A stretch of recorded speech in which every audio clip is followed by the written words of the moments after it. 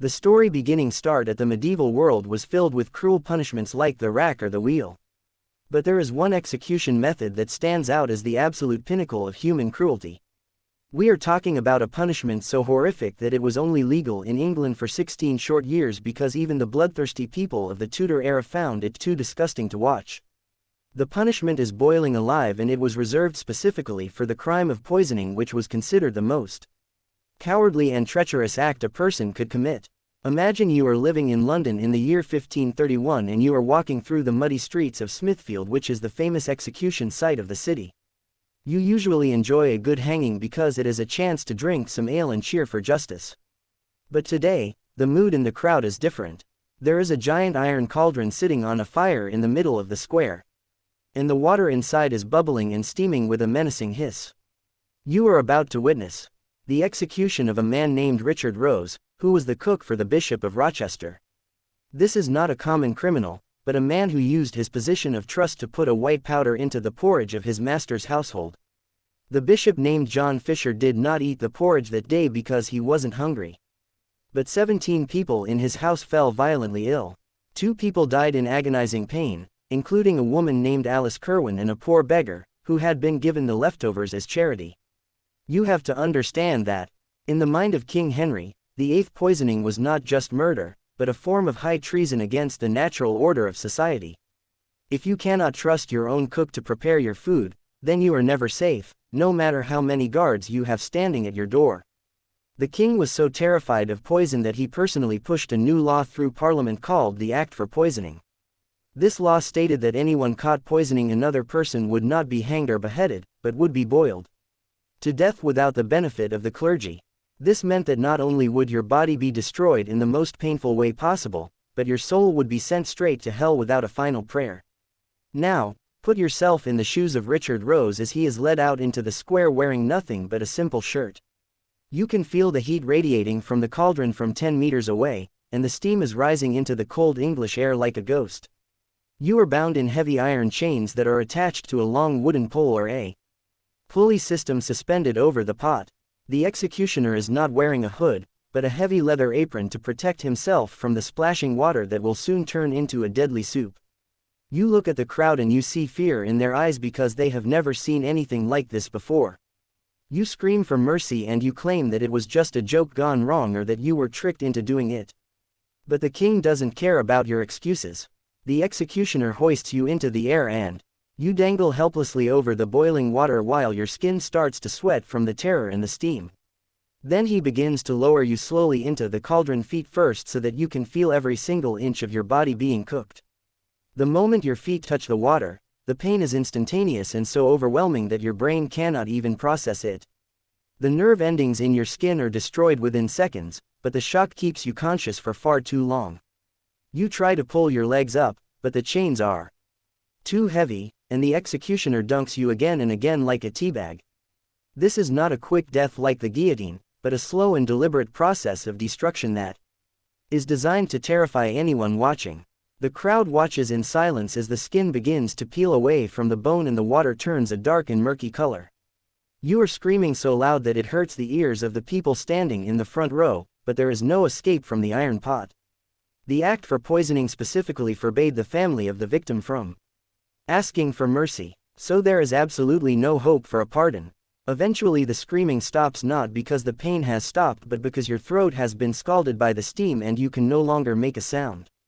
The executioner finally lowers your entire body into the water and leaves you there until you are nothing more than boiled meat and bones. It takes a long time to boil a human being and the smell of cooking flesh drifts over the city of London as a grim warning to everyone. Why was poison considered so much worse than stabbing someone with a knife or shooting them with an arrow? In the warrior culture of the Middle Ages, killing someone face to face was seen as honest violence because the victim had a chance to fight back. Poison was seen as a weapon of the weak and the foreign, and it was often associated with witchcraft and dark magic. The English called it the Italian crime because they believed that poisoning was a trick used by foreigners and not by honest Englishmen. By boiling the poisoner, they were trying to cleanse the sin with water and fire in a ritual that felt almost biblical. The pot represents the mouth of hell itself, and the executioner is the demon who is feeding you to the flames. Richard Rose was not the only person to suffer this fate, because a few years later, a maidservant named Margaret Davy was also arrested. She was accused of poisoning her mistress, and she was sentenced to the same horrific death in the same public square. You can imagine the terror of a young woman being dragged to the cauldron, knowing exactly what happened to the cook just a few years earlier. The execution of a woman was usually done by burning, but the law was specific and it did not discriminate based on gender. Margaret Davy was boiled alive in the year 1542, and her death was just as brutal and public as the one before. The executioners had to be careful not to fall in themselves, because the fat from the body would rise to the surface and make the water boil even more violently. You have to wonder what the spectators were thinking as they watched a human being turned into a stew right in front of their eyes. Did they feel safer knowing that poisoners were being punished? Or did they feel sick to their stomachs? The records tell us that the crowds were often quiet during these executions, which suggests that even for the Victorians, this was crossing a line. Henry VIII was a man who grew more paranoid and cruel as he got older, and his leg ulcer caused him constant pain.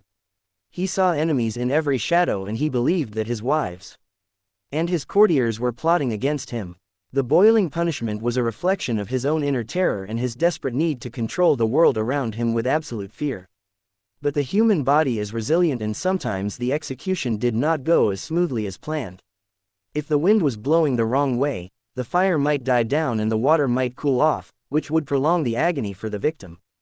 There are stories of executioners having to stir the water or add more wood while the person was still alive and conscious in the pot. You might be dipped in and out for an hour before your heart finally gave out from the shock and the heat.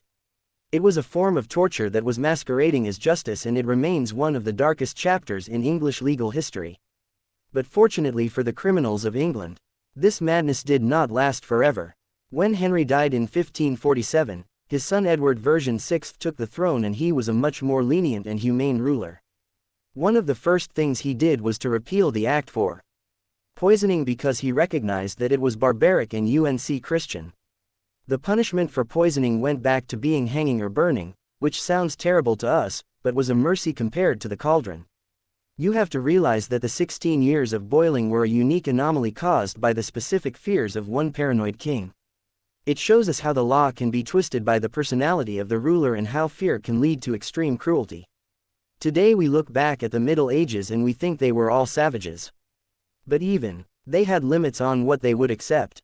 Boiling alive was a punishment that violated the basic dignity of the human body even in death. It reduced a person to nothing more than ingredients in a pot and stripped them of their humanity completely. When you visit London today and walk through Smithfield Market, you are walking on music, the same stones where the cauldron once stood. You can almost smell the phantom scent of sulfur and boiled meat. If you close your eyes and concentrate hard enough, it is a place where thousands of people died for their faith or their crimes. But Richard Rose stands out as the most tragic of them all. He was a cook who died by cooking, and the irony of his death was written into the history books forever. So the next time you are cooking pasta in your kitchen and you see the water bubbling in the pot, take a step back. Imagine that pot is 10 times bigger and you are the one going inside it. Be grateful that we live in a world where justice is not about revenge and where we do not use culinary methods to punish criminals. The story of the poisoner is a reminder that civilization is a thin veneer over a very dark and violent past. We are only a few hundred years removed from a time when boiling a person alive was considered a perfectly legal and appropriate thing to do. That is the scalding and terrifying truth about the punishment for poisoners in the time of Henry VIII. You would not survive 5 seconds in that pot, and neither would anyone else, because it is a pain beyond all imagination. It serves as a warning that when we let fear dictate our laws, we become monsters who are capable of anything. And that is why the story of the boiling pot is one that we must never forget.